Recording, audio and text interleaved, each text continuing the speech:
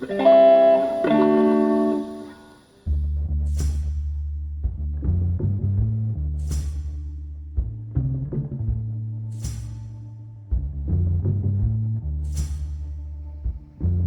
right, I left off last time with trains running by this hill that I built, and thanks for the comments, guys. I appreciate it. I definitely read the comments and try to answer ones that I can.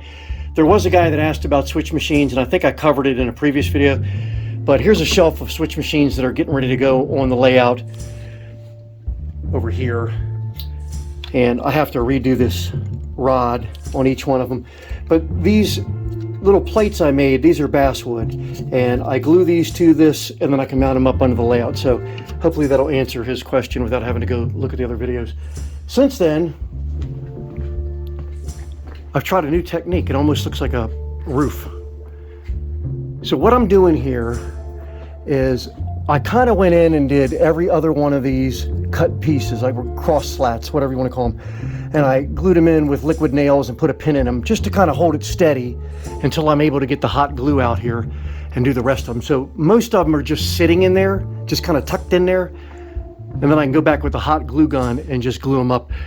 Once I get all that done and it's dry, I can probably fill it with, like newspaper or something like that, just to give it a little bit of rigidity behind it. The reason I did this is because traditional cardboard, web, and plaster does not give me anything underneath to poke a tree into.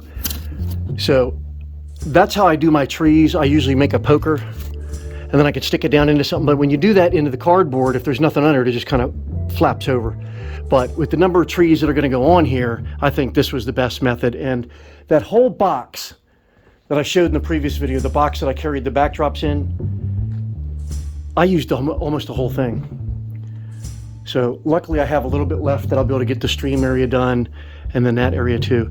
But now I'm going to go back through this thing and use some hot glue on it, get it all solid, and we'll go from there. So this is the glue gun I'm using, and yeah, obviously that's not my color, that's Doreen's. She doesn't mind that I'm using it. But you know why I'm not going to film this whole thing? Because it's about as interesting as watching glue dry.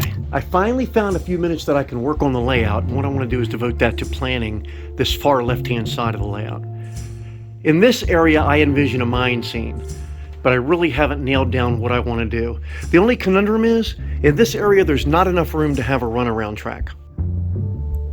And as you can see, there's just not enough room to have two opposing turnouts and enough track to actually run around the cars. So I'm toying with this idea of maybe some kind of transfer table, just enough to get the engine from one track to the next. And of course you'd have a turnout here. The plan is to build something in this area where I can have a curve come around and maybe a transfer table right here to go from one track to the other. The other thing is I do not want those runaround tracks to be underneath the tipple. I just don't think it looks as pleasing. So what I'm toying with now is this.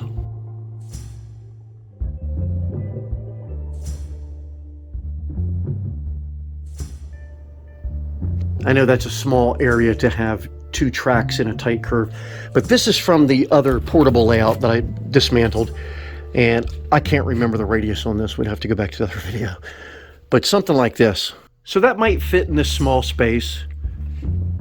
I think I can do it. And that's all that's left from that backdrop storage box that I talked about in the last couple of videos.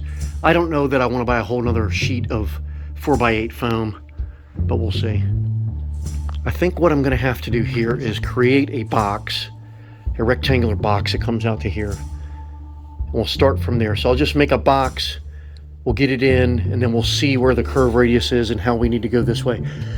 The masonite here is going to be used as the fascia, and it curves pretty good. So even here, it's going to curve around there.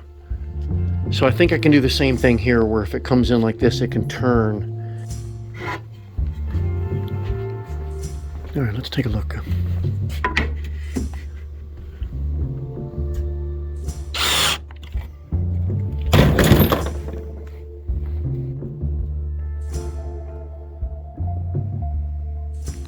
All right, there's the box, but that's a start. So we're going to level that out, get it attached to the back wall here. All right, we got this angle in here, and that's just to hold the fascia on. I got this screwed in, leveled up, and I did find a couple pieces of scrap. I'll just piece it together. Since this is going to have a hill here anyway, I don't know that I'm going to put a backdrop up there, but let's get this glued down and then we can pin the track in just to see what it looks like. All right, these pieces are drying. They're screwed in, and I did put some supports under there that I glued in just to give it a little extra surface area. Here's one track, something like that, just pinned in there temporarily. That's not hateful. All right, so there I have the track pinned in place, and you can see over here, that's where the mine will be. And here's the idea I have, a folding transfer table, something like this, where it can fold up here, and then you can slide like that. Just something simple that's not in the way, that's not really part of the layout, not motorized, anything like that.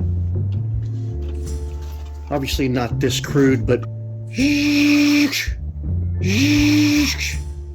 see, that'll work. So that's the idea, and that's where we're at. And I'm going to end the video here so we can keep on rolling.